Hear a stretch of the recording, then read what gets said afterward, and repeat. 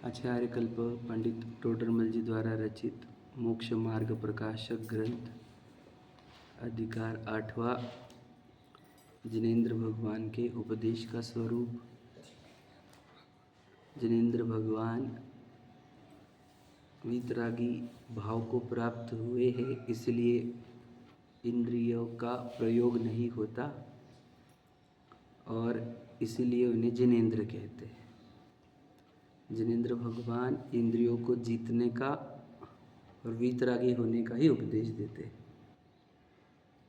ये इंद्रियों को जीतना, वीतरागी होना एक ही है वैसे तो, परंतु उसके विस्तार करके समझाए हैं। तो ये इंद्रियों को जीतना और वीतरागी होने की प्रक्रिया 4 अनुयोगों के माध्यम से समझाई है। प्रथमानुयोग, करणानुयोग, चरणानुयोग और द्रव्यानुयोग। ये 4 अनुयोगों को जो अच्छे से ग्रहण करेगा उसे वीतराग भाव भी प्राप्त होगा और इंद्रिय विजय भी प्राप्त होगा। इन अनुयोगों की कथन शैली कैसी है, इसकी चर्चा हमने करी है अभी तक कि इनकी कथन शैली कैसी है।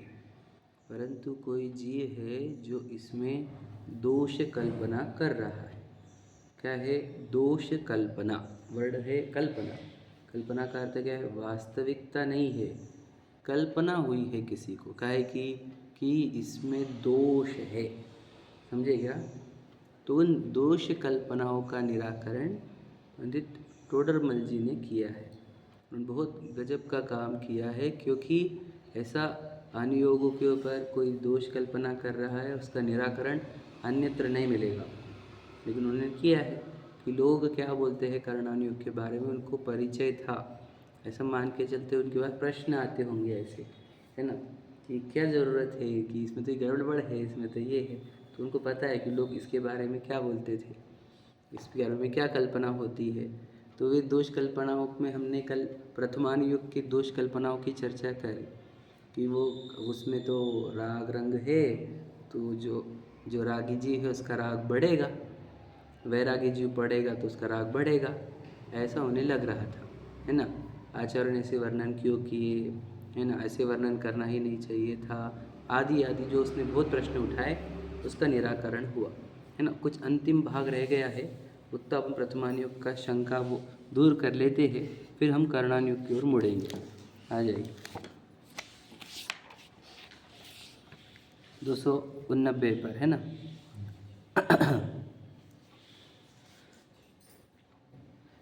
फिर तू कहेगा, ये पढ़ रहे ना, देखो नीचे से तीसरा पैराग्राफ, चौथा पैराग्राफ है, तीसरा पैराग्राफ।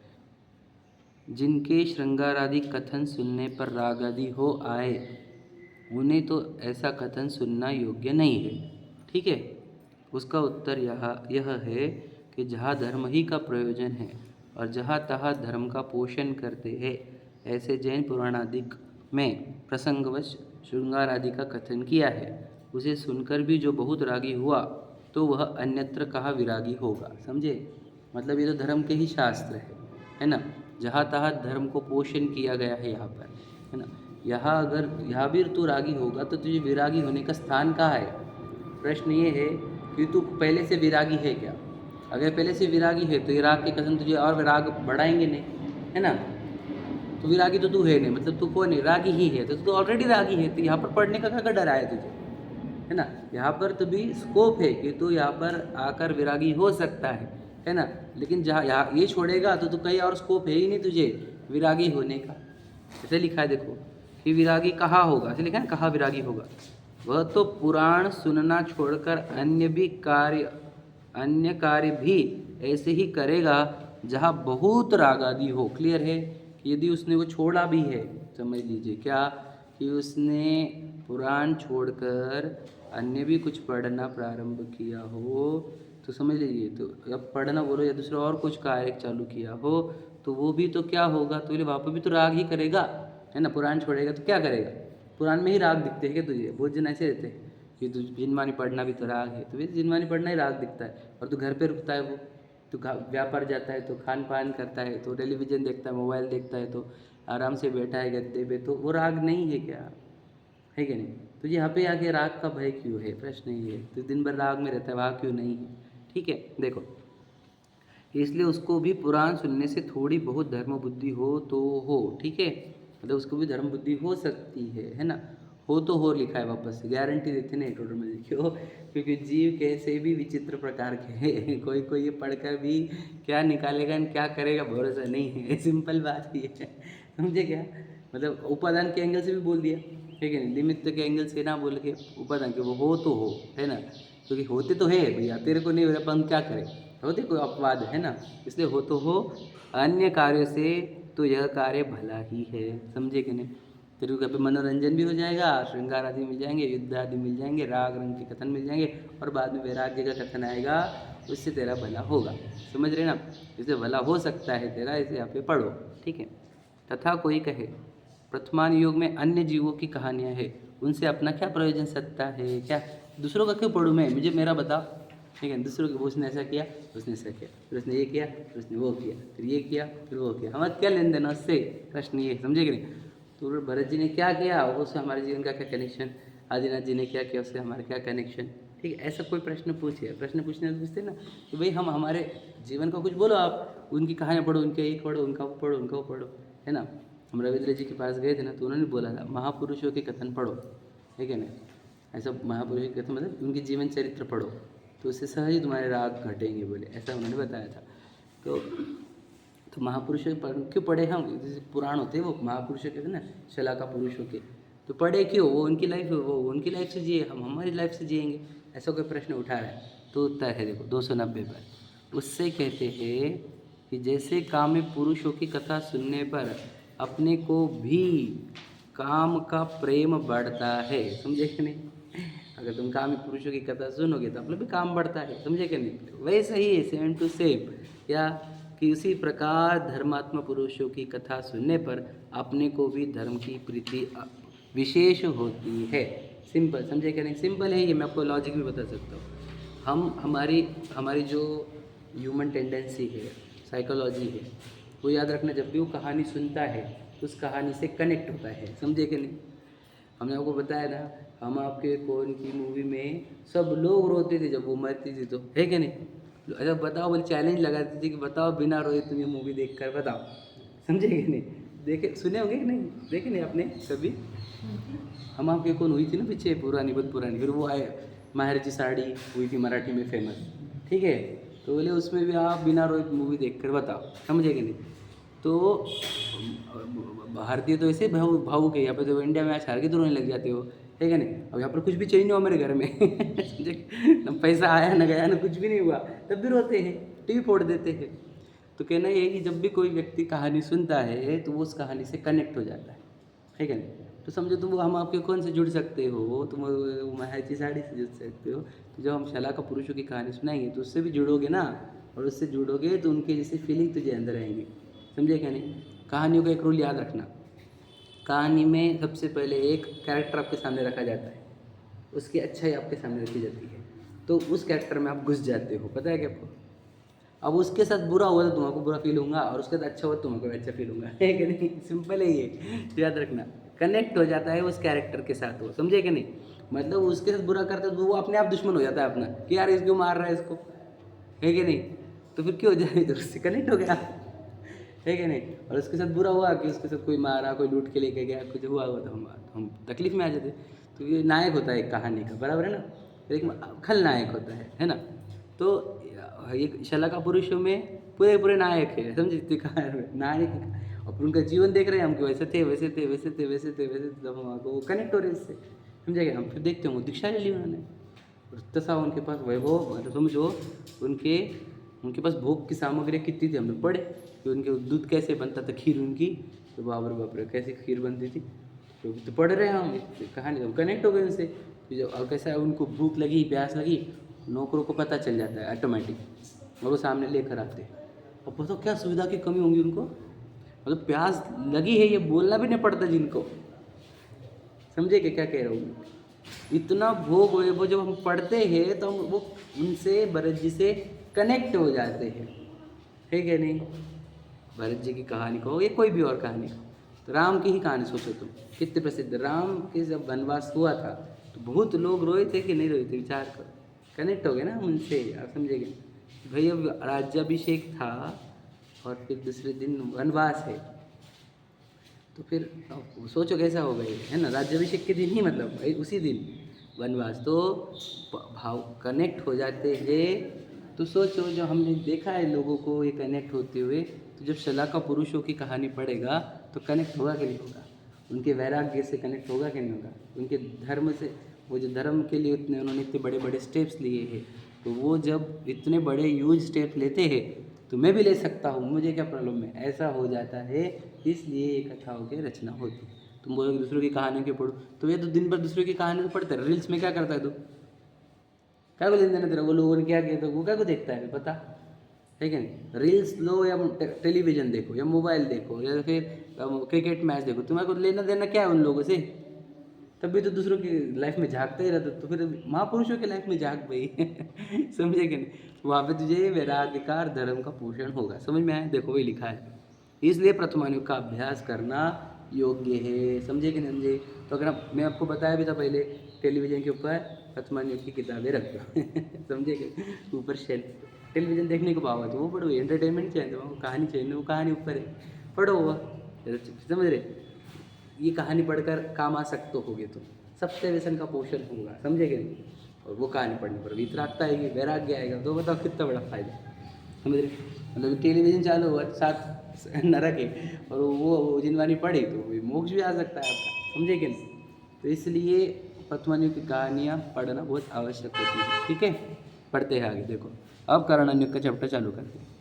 कर्णानुयोग में दोष कल्पना का निराकरण, वापस वर्ड क्या है, दोष कल्पना।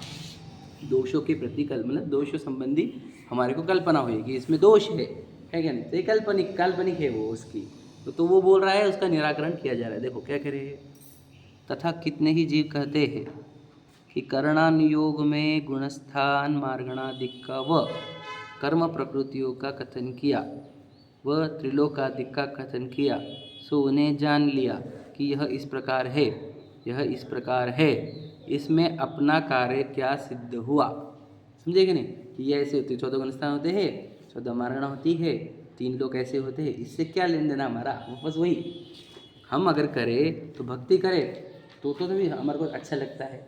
भक्ति करे तो व्रत करे, दान करे, है ना, या आत्मानुभवन करे, वो कार्य करना चाहिए। लेकिन ये 14 मार्गणा, 14 गुणस्थान, 3 लोक का वर्णन, ये क्या आवश्यक है, ऐसा प्रश्न है।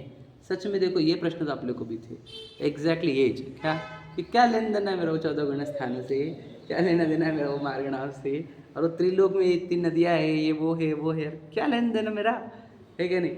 आप लोग बोलो भक्ति करनी, भक्ति करते, स्वाध्याय बोलते स्वाध्याय करते, समझेगा नहीं। तुम ये बोलो कि हम दान करेंगे, है ना, और हम क्या बोले आत्मानुभवन करेंगे, ये सब क्यों, समझे क्या उत्तर पढ़े बिना बताओ, क्या लगता है आपको उत्तर इसका। बहुत अच्छा गजब का उत्तर दिया उन्होंने, हाँ बोलो, बराबर, ठीक है ठीक है। हाँ, तो इससे भक्ति अच्छी है कि वो ये कर्णानुयोग का अभ्यास भक्ति से कंपेयर करके बोलना है हमको। हम भक्ति करेंगे ना, समझेंगे, मतलब पूजन हो, विधान हो, स्वाध्याय भी एक प्रकार से भक्ति है, आत्मानुभवन भी, तो उससे कंपेयर करके बताया जाएगा कर्णानुयोग को। क्योंकि देखो आप मुझे कंपैरेटिव एनालिसिस करना है हमारे को। इस साइड में क्या कर रखा है उन्होंने, 4 चीज़ें रखी है। देखो इधर रखा है भक्ति, व्रत, दान और आत्मानुभवन, आप समझे क्या और इधर रखना है हमारे को कर्णानुयोग। अब देखो पलड़ा भारी किसका लग रहा है हमारे को, आप समझे कि नहीं, समझेगा क्या लग रहा है, पलड़ा किसका भारी लग रहा है, क्योंकि 4 चीज़ें यहाँ पर, तो एक तो 4 है वो, और उसमें आत्मानुभवन भी ऐड किए वाला है, और इधर रखा है कर्णानुयोग। तो फिर अब सोचो मतलब फाइट कितनी टफ है, और हमारे को इधर साइड का तो एक भी चीज़ अच्छी दिख रही नहीं, समझे क्या। ऐसा लग रहा है कि जो फालतू है, तो एकदम वैल्यूएबल है चारों चीज़ें जो है ना, भक्ति, दान और आत्मानुभवन और व्रत। व्रत भी मतलब 12 व्रत कहो श्रावकों के, या 28 मूलगुण कहो, है ना, वो महाव्रत कहो, तो वो एक साइड को है, इधर कर्णानुयोग का अभ्यास है। तो जब ऐसे प्रश्न उन्होंने खुद डाले हैं, ठीक है, अब क्या ये एट पार है कि क्या ये तो इसका पलड़ा भारी है, ये समझना है हमारे को, समझे क्या। कि दोनों इक्वल लेवल पर है, कि करणान योग लेवल के पर है, कि एकदम नीचे है, कि ऊपर है, कि क्या है। तो वो उसका कंपैरिजन सुनना आप टोडरमल जी की ज़बरदस्त शैली। ठीक है, देखो उनसे कहते हैं परमेश्वर तो वीतराग है। अब देखो डिफका से उत्तर देते हो अजब ही शैली, एकदम सोचने की पद्धति है, जब समझ रहे नहीं। परमेश्वर मतलब अपना परमात्मा, हाँ, वो कैसे होते हैं? वीतरागी होते हैं, बराबर है। देखो भक्ति करने से प्रसन्न होकर कुछ करते नहीं है, समझे कि नहीं? तो दूसरी दुनिया की भक्ति जो लाता है ना, दुनिया में वैसा है, उनके लोग ये मानते हैं कि हमारे भक्ति करें हमारे भगवान प्रसन्न होंगे और हमारे को कुछ देंगे। देते एक के भी नहीं, लेकिन वो कल्पना हुई वाली है वैसे। तो वहाँ पर तो वो कोई तभी ऑब्जेक्टिव से कर रहे हैं, वहाँ पर तो लॉजिकल था उनका, समझेगा नहीं? उनको एक कल्पना हुई कि देंगे इसलिए वो कर रहे हैं। तेरे तो ये तो क्लियर कट बताया कि भगवान जी वितरागी, उनके हाथ पे हाथ मुद्रा है, वो तो तेरे भक्ति से प्रसन्न होने के नहीं और तुझे कुछ अच्छा देने के नहीं। ये बात पहले पक्की कर ले तू, समझेगा नहीं? वो कभी कुछ देते किसी को देते नहीं, वो देते क्या नहीं। तो तुझे उनसे कुछ मिलने वाला है क्या? नहीं। वो प्रसन्न होने वाले कि नहीं? भगवान जी को प्रसन्न करना है कि नहीं करना? हमारे को बुला रहा हूँ, क्यों हमें खुद को प्रसन्न नहीं करना है? भगवान जी को नहीं करना? नहीं, भगवान जी तो खुद अपना प्रसन्न वहाँ वो ऑलरेडी प्रसन्न है, अनंत गुना, समझे कि नहीं? अनंत गुना सुखी तो है वो, उनको प्रसन्न करने की जरूरत नहीं। उनको क्या हमारी भक्ति से प्रसन्न होंगे, और जिस दिन में नहीं आऊँगा तो परेशान हो जाएंगे वो, हारा कि नहीं है कि नहीं? तो फिर भगवान जी को प्रसन्न करने वाला ऑब्जेक्टिव तो है नहीं हमारे पास। ठीक है, कि देखो भक्ति करने से प्रसन्न होकर कुछ करते नहीं है। अब आगे देखो इम्पोर्टेंट लाइन, भक्ति करने से कषाय मंद होती है, ये लाइन इम्पोर्टेंट है। फिर इससे क्या होता है? कषाय मंद होने पर पुण्य प्रकृतियाँ बनती है, और पुण्य प्रकृति से तेरे साथ इष्ट वो होता है, जो लौकिक में इष्ट बोला जाता है जिसे, समझे क्या कह रहे? पहले साइंस उन्होंने पूरा साइंस खड़ा कर दिया, क्या भगवान जी वितरागी है, तेरे भक्ति से प्रसन्न नहीं होंगे, वो कुछ देंगे नहीं, पहला पार्ट।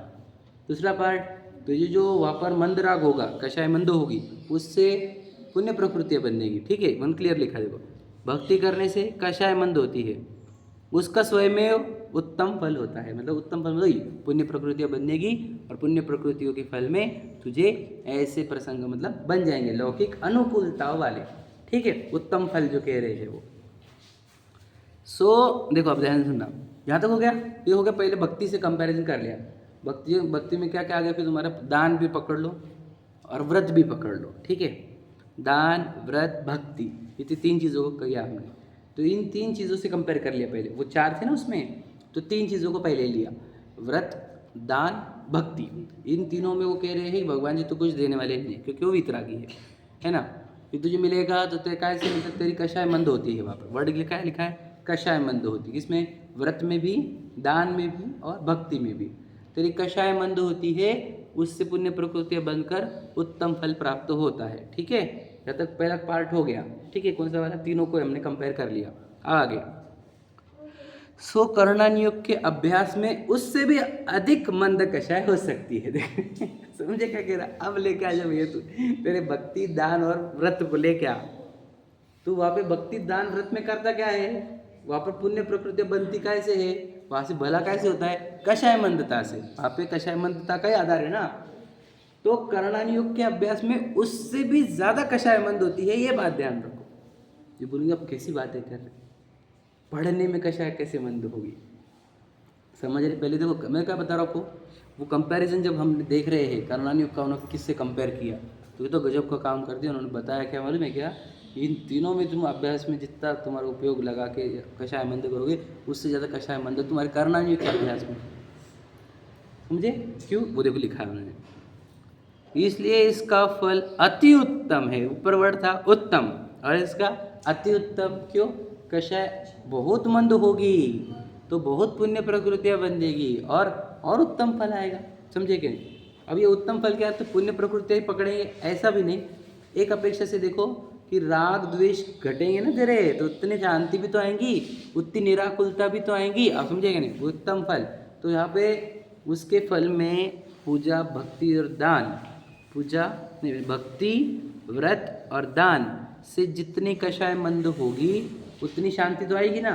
तो वैसे ही जितने करणान योग के अभ्यास में जितने कषाय मंद होगी उतनी शांति मिलेगी। तो ज़्यादा कषाय मंद होने वाली है तो ज़्यादा शांति मिलने वाली है।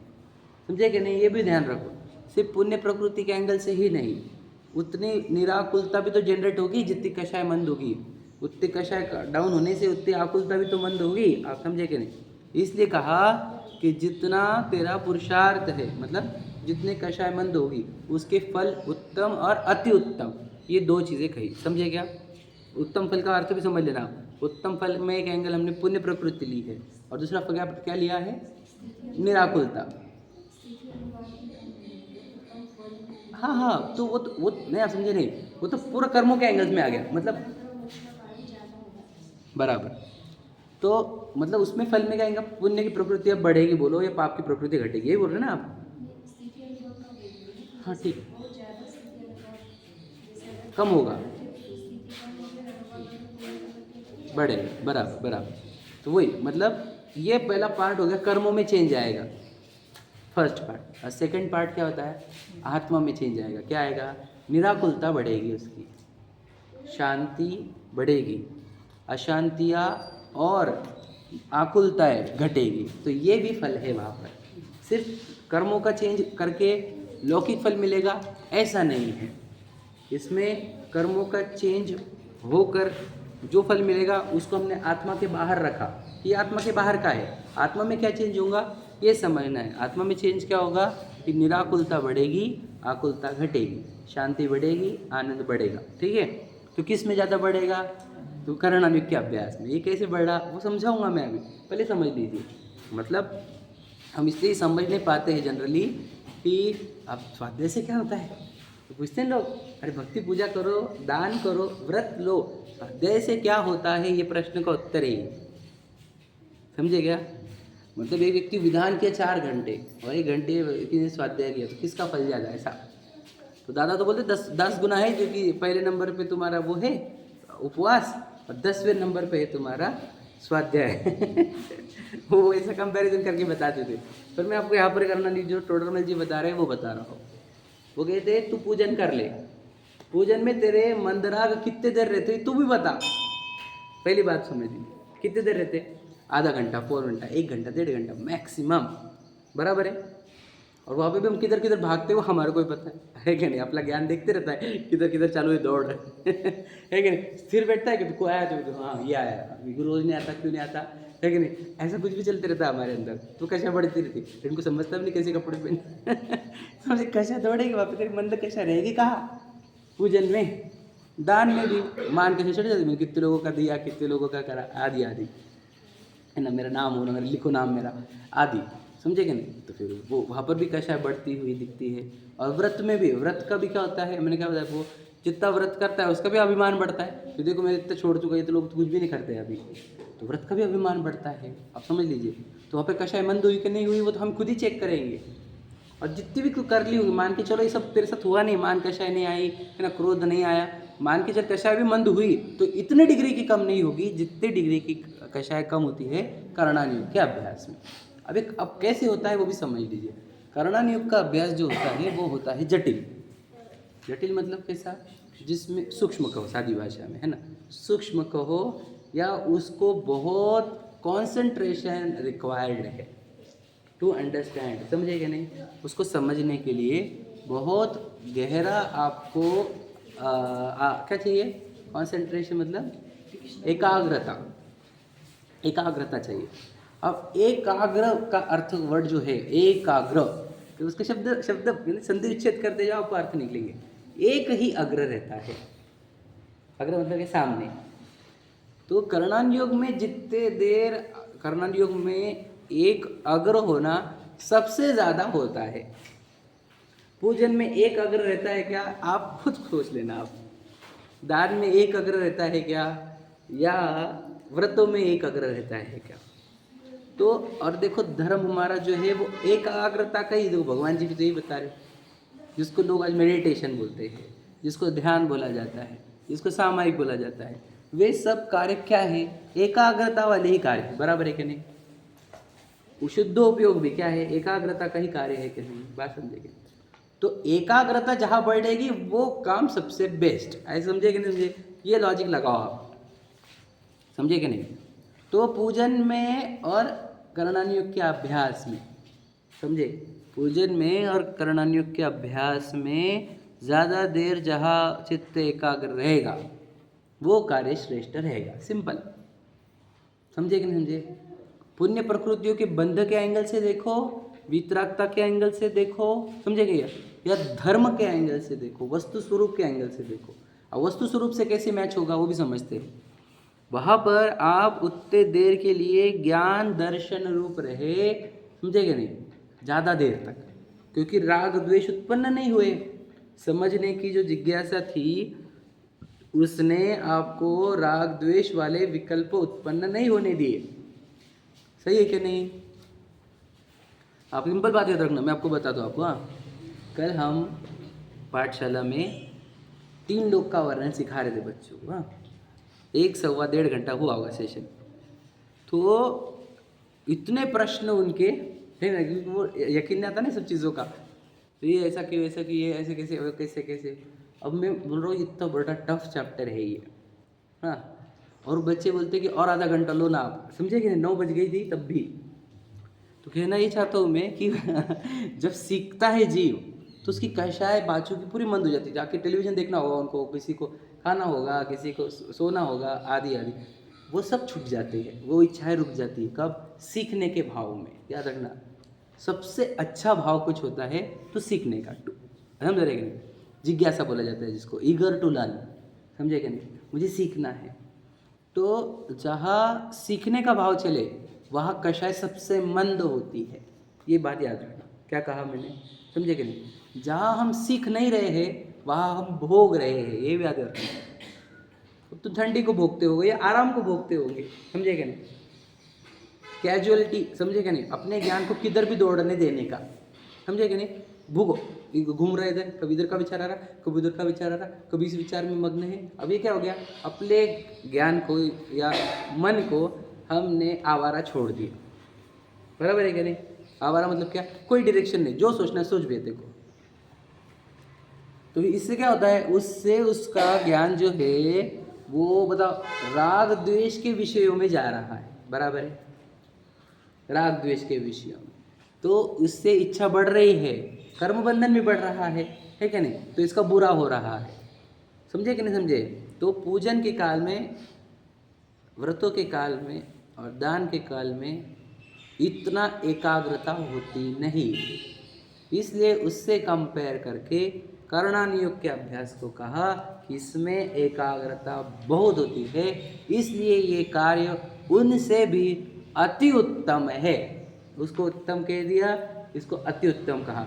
वो भी उत्तम तब है जब आपकी कषाय मंद हुई होगी, तो समझे कि नहीं? ध्यान से लेना, वो भी याद रखना है, गहरी बात। नहीं तो वो कार्य उत्तम है ऐसे समझ के वो कार्य करने को उत्तम समझ लेते और भाव किधर में भागते हमारे, उसको उत्तम नहीं कहा। वो अगर पूर्ण भावों से किया होगा तब वो उत्तम है, और अगर उसके कंपैरिजन में कर्णानुयोग का अभ्यास किया तो वो अति उत्तम है। अगर वो भावों से ही नहीं किया तो वो उत्तम ही नहीं है। ये भी बात ध्यान रखना। क्लियर हो रहा है क्या बोल रहा हूँ? कंपैरिजन क्या किया हमने, 2 साइड समझ में आई, 3 चीज़ें यहाँ पर है, एक चीज़ पहले अभी 3 से लिया, तो चौथा अनुभव से भी कंपेयर करेंगे। समझ में आ गया? क्लियर हुआ क्या? इधर 3 को हमने महत्व उत्तम क्यों कहा है, क्योंकि यहाँ पर कषाय मंद होती है और उत्तम फल आते हैं। फिर उससे कंपेयर करा तो इधर अब ज़्यादा कषाय कम हो रही है तो यहाँ पे अति उत्तम फल आ रहे हैं। हो गया? क्लियर हो गया? अब आगे बढ़ते देखो। तथा व्रत दानादिक तो कषाय घटाने के बाह्य निमित्त साधन है। देखो ध्यान से, बहुत अच्छी बात है। अब डॉक्टर मल्टी की गजब की शैली है, हमको क्या बताए, हम पारखी होना चाहिए, उनकी समझ में आता है लिखने की कला क्या थी उनकी, और सोचने की कला क्या थी वो भी बहुत गहरी थी। क्या लिखा है कि भैया ये जो व्रत होते हैं, और वर्ड यूज़ किया उन्होंने दान। देखो पहले कंपैरिजन हुआ भक्ति वाला, अब आया व्रत और दान। हाँ आदि, हाँ। तो व्रत, बैठे ऊपर नहीं बैठो, नीचे आ जाओ। व्रत दान आदि में तो क्या कह रहे हो कि व्रत दान एक्चुअल में क्या है? एक्चुअल में ध्यान सुन लेना, ये साधन है काहे के? कषाय घटाने के। देखो मैं बता दूँ कैसे। दान जो होता है, मुझे धन के प्रति जो आसक्ति होती है उसको छोड़ने के लिए मैं दान की प्रक्रिया अपनाता हूँ। ईमान कशा बढ़ाने वाला वो दान में नहीं आता है, वो एडवर्टाइजमेंट एक्सपेंसेस होता है। मैं बहुत बार बोल चुका हूँ तुम नाम लिख रहे हो और पैसा दे रहे हो, वो एडवर्टाइजमेंट एक्सपेंसेस है, वो दान में आता नहीं। पहली बात समझ लीजिए, ठीक है? दूसरा, अगर आपने दान देने का रियल ऑब्जेक्टिव क्या है, देखो हमने बताया स्व पर अनुग्रहार्थ दानम, तो इसका अर्थ क्या होता है, जहाँ पे स्व और पर का उपकार होता है उसको दान कहा जाता है। तो पर का उपकार क्या, वो धर्म बढ़ा रहा है खुद का, उसको हमने सहायता करी तो उसका धर्म बढ़ रहा है, ये उसका उपकार है। और मेरे धन के प्रति ममत्व था कि ये मेरा धन है, जिससे मुझे बहुत तकलीफ होती थी, 1-1 रुपया खर्च होने पर मैं टेंशन ले लेता था, है ना। वो जो मेरे अंदर आकुलता उत्पन्न होती थी पैसों के प्रति, जिसके कारण मैं धर्म में भी नहीं लगता था, वो मेरे ममत्व पैसे के प्रति जो मेरी आसक्ति है वो घटाने के लिए जब मैं दान देता हूँ तो इसको बोलते हैं स्व का उपकार। क्या समझे, गहराई समझना। स्व पर अनुग्रहार्थ, स्व के पर का उपकार हुआ क्या नहीं दान में, तो मैं दान क्यों देता हूँ, उसका एग्जैक्टली ऑब्जेक्टिव बताओ। दान में दूसरों के उपकार के लिए देता हूँ कि स्व के उपकार के लिए, ये बताइए, उत्तर दीजिए इसका, सोच समझ के उत्तर दीजिए। मैं अगर आपको एक्सप्लेनेशन देता नहीं ना तो आपको उत्तर ही आता है कि पर के उपकार के लिए दिया जाता है। समझिए क्या कह रहा हूँ, सच में बता रहा हूँ मैं, पूरी दुनिया को लगता है, इसी घमंड भी चढ़ता है, मैंने दिया उसको, मैंने हेल्प की, मैंने मदद की। तो बेटा समझा ही नहीं कि तेरा उपकार हो रहा था, इसमें दूसरों का उपकार, समझे कि नहीं। जब ऐसा लगता है कि मैंने तेरा भला किया तो हम कैसे रोब जमाते, उसके ऊपर ना जमाए तो भी अंदर रहता, मैंने उसको बहुत मदद करी टाइम पे, समझे कि नहीं। तो बेटा तू वापस से वही, तूने मान कषाय चढ़ाई है, तूने कषाय घटाई नहीं है खुद की। अब दान दे देकर लोग कषाय बढ़ाते जा रहे हैं, अब कषाय घट रही नहीं, और दान हो रहा है कि नहीं हो रहा। अब दुनिया बोल रही दानशूर, दानवीर, समझे क्या नहीं। और अभी हमारे को पता हो क्या, वो पाप बढ़ा रहा है क्योंकि कषाय बढ़ रही है उसकी। मेरे दिया, मेरा नाम लिखो, अब हमारा नाम लेना चाहिए, हमारे दादाजी का नाम होना चाहिए, समझे कि नहीं, हमारे परिवार का नाम लिखो। मेरे तो बाप रे, तो कुछ समझा ही नहीं, तेरा दादा कोई नहीं, तेरा नाम कोई नहीं, तेरा सरनेम कोई नहीं। अब क्या बताए लोगों को, समझे कि क्या कह रहा हूँ मैं आपको। तो दान कैसा होना चाहिए, जिस दान का मैं आपको बताऊँ, धर्म का कोई भी कार्य हो, धर्म का कोई भी कार्य हो, वो सेल्फ सेंटर्ड होता है। क्या समझा, आप ध्यान से सुन लेना, मैं आपको अब ज़्यादा समय हो जाएगा, थोड़ा असमझा दे, 2 चीज़ों में बताता हूँ, प्रभावना और दान। देखो प्रभावना भी दान ही होता है वैसे, पर फिर भी ध्यान सुन लेना। ज्ञान दान दे रहे हैं हम किसी को, या फिर प्रभावना कर रहे हैं, धर्म की प्रभावना कर रहे हैं, या दान दे रहे हैं, इसमें किसके उत्थान का प्रयोजन है, समझे क्या नहीं, मतलब किसके विकास का, किसके हित का प्रयोजन है, प्रभावना में और दान में। तो हमारा ऑब्जेक्टिव यही रहता है कि दूसरों का हित करने के लिए प्रभावना होती है और दूसरों का हित करने के लिए दान होता है। सही है कि नहीं। आप देखो अपने अंदर की गलतियाँ निकालना, समझे क्या नहीं, समझा रहा हो तो समझ लेना, लेकिन ऐसा है नहीं, बिल्कुल दोनों में भी स्व उपकार है। मैं आपको बताऊँ, प्रभावना शब्द का अर्थ क्या होता है, मैंने बताया था आपको, प्र यानी उत्कृष्ट, उत्कृष्ट भावना जब मेरे अंदर डेवलप होती है तो भला किसका होगा, मेरा ही होगा, दूसरों का भला हो ना हो। तो लोग सुन रहे कि नहीं सुन रहे, आ रहे कि नहीं आ रहे, वो छोड़ो, मेरे अंदर भावना क्रिएट अच्छी हो रही है क्या, कि धर्म बढ़ाओ, धर्म सिखाओ, धर्म सिखाओ, समझे कि नहीं। तो इसमें भला किसका हुआ, मेरा ही हुआ, समझे। तो सेल्फ सेंटर्ड है वो भी, कौन सा, प्रभावना का कार्य भी।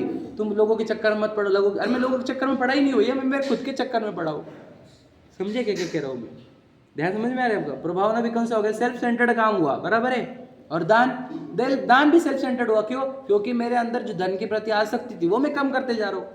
मुझे ये धन छोड़ने में तकलीफ नहीं होगी यदि मैं रोज दान की आदत रखूंगा खुद के अंदर, सही है कि नहीं। मैं रोज ये खुद को याद रखना, मैं रोज खुद को रिमाइंड कर रहा हूँ कि ये धन अपना नहीं है। सोचो, मेरे माइंडसेट बना रहा हूँ, मैं मेरे माइंडसेट बनाने के लिए इतना दान दे रहा हूँ, क्या समझे। मेरे प्रतिदिन खुद को याद दिला रहा हूँ कि ये धन छोड़ना है हमारे को, तो छोड़ते हुए मुझे तकलीफ नहीं होगी यदि मैं इस मेंटालिटी से दान देता हूँ। तो ये हम दान दे रहे हो, टेंशन ले रहे, बहुत दान हो गया, बहुत पैसे लग रहे, बहुत पैसे लग रहे, या अभी तो क्या समझाए, देखो हम, तेरा है क्या, अरे तू खाली हाथ आया था बंदे, खाली हाथ जाएगा, है क्या नहीं, किस बात का। अरे रोज याद करने के लिए ही तो दान की प्रक्रिया है, 6 आवश्यक में दान क्यों डाला गया, समझे क्या नहीं। तो वो समझो बात को, वो दान मतलब स्व अनुग्रह, मतलब सेल्फ सेंटर्ड है, क्लियर हुआ। तो दान का ऑब्जेक्टिव क्या, कषाय कम करना, ओके। तो उसका क्या है, ये बाह्य साधन है, मतलब क्या, बाहर ये काम करो तो अपने अंदर कषाय कम होती है। किसके बारे में बोला, एक दान।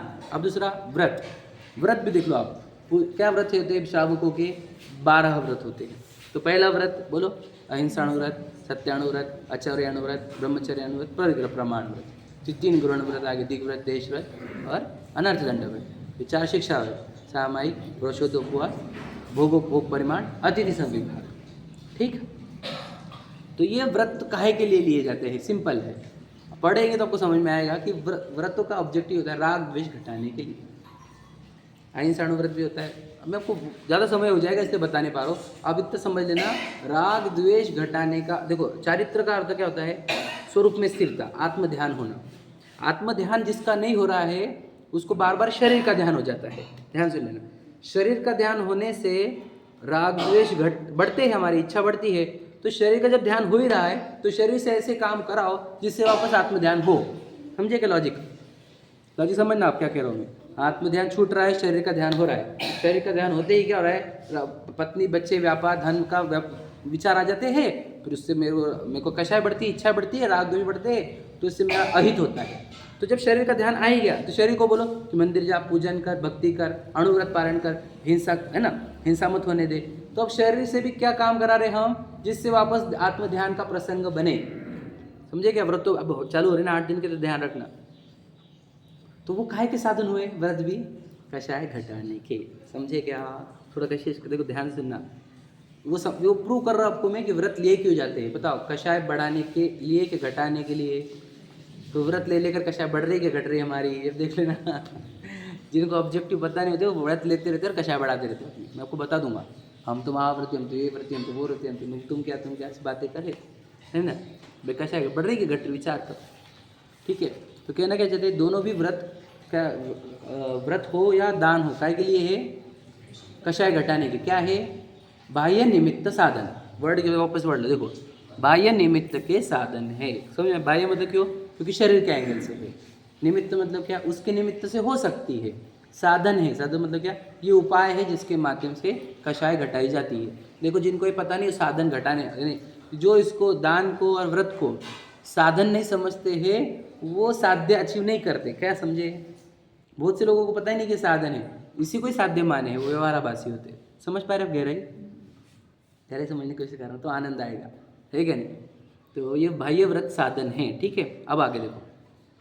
और करणान योग में अभ्यास करने पर वह उपयोग लग जाए तब राग आदि दूर होते हैं, सो यह अंतरंग निमित्त का साधन है। देखो मतलब क्या, वो तो बहिरंग है, उसके निमित्त से तुम्हारी कषाय कम हो भी सकती है, नहीं भी हो सकती, क्योंकि वहाँ पर वो बहिरंग निमित्त कैसा होता है, वो नियामक कारण नहीं होता है, नियामक कारण। और अंतरंग निमित्त जो होता है वो नियामक कारण होता है। तो इन्होंने क्या कहा कि करणान योग का अभ्यास आपके राग द्वेष घटाने का अंतरंग निमित्त है, ऐसे लिखा ना, अंतरंग निमित्त है। क्लियर हुआ कि नहीं हुआ? अब समझे, थोड़ा समझे कि नहीं समझे? थोड़ा कठिन जा रहा है, हेवी जा रहा है, इजी करने की कोशिश करते हो। देखो, 2 प्रकार के निमित्त हैं, सुने आपने तो। बहिरंग निमित्त, जिसकी उपस्थिति से कार्य हो भी नहीं भी हो, समझे क्या नहीं? और अंतरंग निमित्त होने पर कार्य हो ही हो, बराबर है, इसी को कहते हैं बहिरंग अंतरंग। तो दान देने पर कषाय घट भी सकती है, बढ़ भी सकती है, होता है कि नहीं? देख ही रहे हम। व्रत लेने पर कषाय घट भी सकती है, बढ़ भी सकती है। इसलिए क्या हो गया, दोनों हो गए, ये बाह्य निमित्त हो गए, बहिरंग निमित्त हो गए। Okay, clear? आगे करणान योग के अभ्यास, ये बताइए, कषाय घट भी सकते और बढ़ भी सकते, ऐसा है क्या? बढ़ नहीं सकते और बढ़ने का चांस ही नहीं है। वो अगर कषाय में रहेगा तो उसको तो एक मैथमेटिक्स सॉल्व नहीं करता है वहाँ। समझेगा नहीं? ना प्रकृति समझेंगे, ना गुणस्थान समझेंगे, ना कर्म की प्रकृति कितनी होती है, कितने उदय का होता है, निषेक, अवली, ये सब क्या समझने का उसको। वो जब कषाय डाउन करता है तब वो अभ्यास कर सकता है, समझेगा नहीं? उसके मन में कोई घूम रहा है तो इधर करणान योग का अभ्यास कर सकता हो, एक कण भी नहीं कर सकता। उसके मन में एक चंचलता रही, एक विकल्प रहा, तो वो करणान योग का अभ्यास नहीं कर सकता। एकदम पक्का पकड़ना। क्यों? क्योंकि वो सूक्ष्म अभ्यास है, वहाँ पे तुम्हारे दिमाग में कोई गनगन नहीं रहेगा तो अभ्यास होगा वो। तो वो जो इतना सूक्ष्म अभ्यास करता है उसके दिमाग से पूरे गनगन खत्म होती है। मतलब कषाय डाउन हुई, मतलब अंतरंग निमित्त हुआ तो कषाय डाउन हुई। तो जो व्रतों से तुम कषाय डाउन करना चाहते थे, जो तुम दान से कषाय डाउन करना चाहते थे, वो करणान योग के अभ्यास से एकदम सहज डाउन होती है, याद रखो। इसलिए करणान योग का अभ्यास कितना गहरा और कितना इंपॉर्टेंट होता है, ये समझना आप। समझे कि नहीं समझे? हम तो ऐसा तो बाहर की पढ़ाई में भी होता है, जैसे डॉक्टर की पढ़ता है तो मैंने जो CA की पढ़ाई करी थी, हमने जैसे जब करी थी तो हमारे को योगी बोल सकते थे तुम क्यों हो गया? दुनिया भर के काम छोड़े हमने, समझे कि नहीं? 12 16 घंटे अभ्यास करते थे, रात भर 2 3 बजे जागते थे, 4 घंटे सोते थे, समझे कि नहीं? तो भी तो हम तो वो भी तो याद रखना, लौकिक पढ़ाई में इतनी कषाय डाउन होती है, फालतू के विचार मन में आए तो पढ़ाई बंद हो जाती थी, हमको मालूम है, समझे कि नहीं? इसलिए किसी गप्पे मारो मत, टप्पे मारो मत, अपने अपनी पढ़ाई करो। हमको पता है इतनी सीरियस पढ़ाई करी है हमने। वो सीए भी वो कर्ण युग से कम नहीं था हमारा समझे कि नहीं। वो बहुत ही गहरा था, वो भी बहुत डेंजर था। उसमें का एक सब्जेक्ट ऐसा था जिसके चक्कर में मेरे को फेल कर दिया, बाद में पास भी हो गए, पर वो रीचेकिंग में डाल के और बोला ये ऐसे थे, वो पढ़ रहे समझ में नहीं आते थे वो, है कि नहीं। तो कहना क्या चाहते हैं कि जितने आप अभ्यास में सूक्ष्म बनोगे करणानियोग के, उतने अपनी कषाय डाउन है। और फिर कषाय डाउन होने से याद रखना, कषाय डाउन ही तो करना चाहते हैं हम। देखो ऑब्जेक्टिव क्या हमारा, एकाग्रता के कषाय डाउन करना। दोनों में से क्या ऑब्जेक्टिव है हमारा? कषाय डाउन करना आप समझे नहीं, एक कॉइन के दो हिस्से है वो, आप समझे नहीं क्या? एकाग्रता बढ़ना, ये कषाय डाउन होना है, आप समझे क्या नहीं। एकाग्रता भंग होती है, कैसे होती है? कषाय से ही। राग द्वेष ही तो डिस्ट्रैक्शन होते हैं, क्या समझे? नहीं समझे? राग द्वेष ही डिस्ट्रैक्शन होते हैं। कंसंट्रेशन जो वीक होता है वो राग द्वेष से ही होता है। तो कंसंट्रेशन बढ़ाना को या राग द्वेष घटाना को, दोनों एक ही चीज है, समझे कि नहीं समझे? तो ये दोनों ऑब्जेक्टिव सॉल्व होते हैं किससे? करणानियोग के अभ्यास से। इसलिए हमने पूजन यानी भक्ति, व्रत और दान से भी उत्तम फल कहा, किसका? करणानियोग के अभ्यास का। ओके, 3 हो गए। आत्मानुभवन का क्या है? आत्मानुभवन सबसे बेटर है ना तो उससे भी पकड़ेंगे।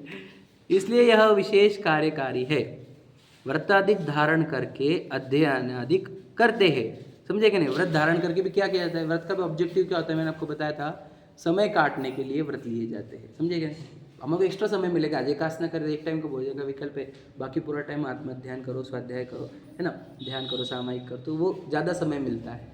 तो व्रत का लेके भी अध्ययन ही किया जाता है, ये भी बताया। तथा आत्मानुभव का देखो सर्वोत्तम कार्य है, क्लियर। आत्मानुभव तो सर्वोत्तम कार्य है, मतलब क्या? किससे? करणानियोग अभ्यास और आत्मानुभव, दोनों में कौन श्रेष्ठ है बताइए? क्या है श्रेष्ठ है? अब मुझे बताओ, करणानियोग से ज्ञान मिलेगा कि आत्मानुभव से?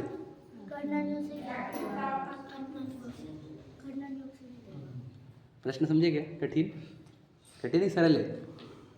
अब ज्ञान किससे मिलेगा, आत्मानुभव से कि करणानियोग से? नहीं समझ आ रहा, बोलो, पता है क्या कुछ आंसर इसका? कैसे मिलेगा, कैसे?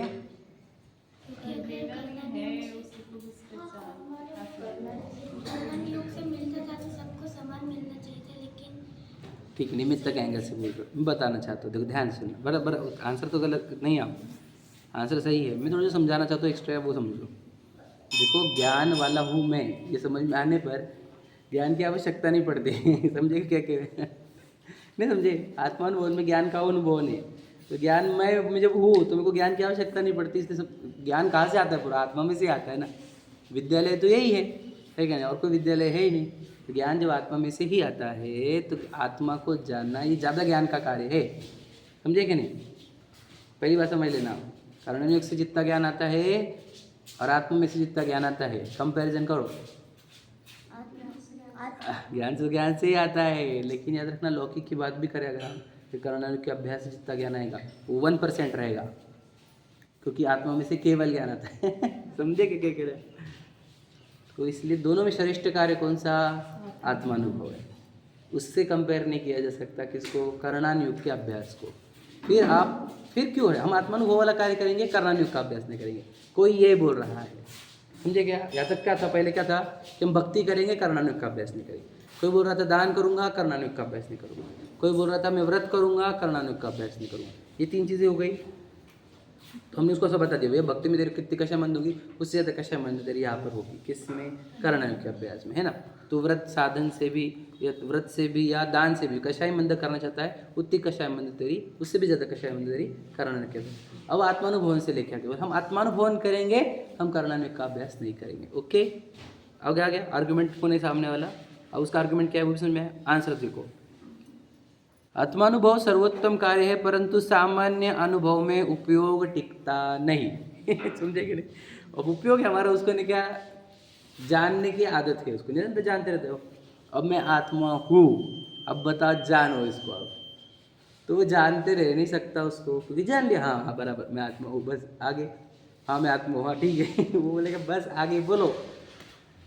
क्योंकि सामान्य ज्ञान में ज़्यादा उपयोग टिकता नहीं, ये लिखा है क्लियर कट। तो सच बता रहा हूँ, ये सच्चाई है। देखो लिखा, वापस पढ़ा तो, सामान्य अनुभव में उपयोग टिकता नहीं है। सामान्य अनुभव में, अनुभव मतलब ज्ञान ही, सामान्य अनुभव में उपयोग टिकता नहीं है। और नहीं टिकता तब अन्य विकल्प होते हैं, समझे क्या? जब टिका नहीं तो उपयोग जाएगा कहीं ना कहीं, तो क्या विचार करेगा? समझेगा क्या कह रहा हूँ मैं? यह समझना, उपयोग आत्मा में अनुभव कर लिया उसने, आत्मा बताइए वो प्रक्रिया 5-6 दिन पहले, उपयोग आत्मा में गया, उसने जान लिया खुद को, तो आत्मानुभवन हो गया। फिर उपयोग बाहर चला जाता है, श्रद्धा वहाँ बैठी रहती है, सुने ना आपने? तो उपयोग बाहर तो जा रहा है भैया, क्योंकि वहाँ पर टिक नहीं पाता। उसने अनुभव कर लिया कि हाँ यस आई एम आत्मा, मैंने देख लिया, क्या था दृष्टा परमात्मा तत्व को देख लिया। अब उपयोग अब नया विषय खोजेगा, समझेगा नहीं? क्योंकि वो सामान्य अनुभव में ज़्यादा देर टिकता नहीं है, ये अब लिखा हुआ है, ठीक है। अब आगे देखो क्या लिखा है, वह करणान योग का अभ्यास हो तो उस विचार में उपयोग को लगाता है। ओके। लोगों को भ्रांति ये है कि सामायिक में हमारा आत्म ध्यान चलता रहेगा। मैं आपको बता दूं, आत्म ध्यान मुनिराजों की ही मुख्यता से होता है। मुनिराज ही मुख्यता से आत्म ध्यान कर सकते हैं, समझे कि परिभाषा? श्रावकों को किंचित भर हो सकता है, बाकी समय वो क्या करता है? चिंतन करता है, समझे क्या? ये ध्यान रखना मेरी बात। आपको लगेगा कि मैं बैठा उधर से पूरा कॉन्सेंट्रेशन, नहीं हो सकता, भूमिका नहीं है ये, वो समझे क्या? तो क्या करेगा? अब उपयोग में तुम पत्नी विचारोगे, बच्चे विचारोगे, धन विचारोगे, तो उधर आप विष हो गए, सामायिक नहीं हुआ, समझे क्या? वहाँ पर मैं दिखता हूँ कि मैं तो ज्ञाता दृष्टा हूँ, मैं दुनिया मेरे लिए अच्छी नहीं बुरी नहीं, मैं किसी का कर नहीं सकता, किसी को भोग नहीं सकता। अब इन विचारों से मेरे अंदर परिणाम में जो शांति आई है, इसी का नाम सामायिक है। मतलब क्या हुआ? विचार ही हुआ, तत्व विचार कहो, सामायिक कहो। यह यहाँ पर जो कहा कर्णन योग के विषय, क्या मेरे गुणस्थान ये चल रहे, मेरे इन कर्मों की क्षति हो रही है, इन कर्मों का बंधन हो रहा है, ये भी चलेगा, समझे क्या नहीं? तो ये चिंतन भी चलेगा वहाँ पर। या फिर 3 लोक में मैं कहाँ हूँ, मैं तो कहाँ भटका हूँ, तो बोलेंगे ये आत्मा का चिंतन कहाँ चला? प्रश्न है, समझे कि नहीं? तो इसलिए तो याद रखना, तो 3 बोलो धर्म ध्यान के 4 प्रकार, आज्ञा विचय, अपाय विचय, विपाक विचय और संस्थान विचय, सुने कि नहीं? तो 3 लोक का विचार भी धर्म ध्यान है, कर्म का थेरी विचार करना वो भी धर्म ध्यान है, इन लोगों का भला हो ये भी धर्म ध्यान है, और ये जिनेंद्र भगवान की आज्ञा है ये भी धर्म ध्यान है। तो वो जो भी चिंतन कर रहा है वो धर्म ध्यान में आता है। Okay clear? उससे भी कंपेयर करके बता दिया आपको। तो उसका चिंतन चलेगा तो कहाँ पे ज़्यादा चिंतन चलता है? कर्णन योग के विषय में ज़्यादा देर चलता है उपयोग। कर्णन योग क्या 8 प्रकृतियाँ, 148 प्रकृतियाँ, फिर गुणस्थान है ना, फिर वहाँ पर गुणस्थान के बाद मार्गणाएँ, 3 लोक का वर्णन, इसमें उपयोग लगना। मैं आपको बता दूं, अपन ने देखो ध्यान की प्रैक्टिस करी थी, तो वो रूपस्थ ध्यान किया था अपन ने। मतलब क्या कि मैं कमल के पत्ते पे हूँ, है ना, आदि आदि, समझे क्या हो? कभी किया था अपन ने। तो फिर इसका ध्यान भी देखो, मेरे कर्म हवा आ रही है, मेरे ज्ञानावर्णी को उड़ा के गया, तो ऐसे भी चिंतन करेगा वो, समझे कि नहीं? तो फिर ऐसे चिंतन से वो अपने उपयोग को तत्व ज्ञान में रख सकता है, यदि वो कर्णानुयोग का अभ्यास करे तो आत्मानुभव कर सकता है तो कर, और नहीं तो कर्णानुयोग के अभ्यास ही काम में आएंगे तुझे, समझे क्या? इसलिए आत्मानुभवन से भी कंपेयर करके बता दिया कि कर्णानुयोग का अभ्यास आवश्यक है। ओके, कितना बड़ा ज़बरदस्त पैराग्राफ है ये, बताओ कितनी गहरी गहरी बात है, और उनकी समझाने की शैली सोचो। 4 चीज़ें खड़ी करी और 4 को 1 बाय 1 सॉल्व करते गए, कितने ज़बरदस्त दिखते हैं ना। मतलब आपको लग रहा होगा कि उन्होंने पैराग्राफ लिखा, मेरे हिसाब से वो चार्ट बना के काम कर रहे थे। समझे क्या? चार्टिंग करी उन्होंने, है ना, उन चार्ट को उन्होंने टेक्स्ट में डाल के रखा। ओके, समझेगा नहीं? मतलब उनका माइंड मैपिंग थी पूरी, माइंड मैपिंग कंसेप्ट होता है, माइंड में पूरा बनाया हुआ था उनको पिक्चर कि कैसा है, और फिर उसको बस वो टेक्स्ट फॉर्मेट में डालते गए। गजब का काम। तो आप भी टेक्स्ट पढ़ो और माइंड मैपिंग करो, आत्मानुभवन से कंपेयर करके कर्णानुयोग, भक्ति से, दान से, आदि से, समझे? तो बहुत गहरा अभ्यास है, इसलिए हमने कर्णानुयोग का अभ्यास करना चाहिए। जब भी समय पढ़ते रहो कर्णानुयोग को, अच्छा है ना, है ना? आत्मानुभवन का मुख्य कार्य नहीं हो तो कर्णानुयोग का अभ्यास करो, सूक्ष्म अभ्यास करो, है ना? चलो, सहजानंदी शुद्ध स्वरूप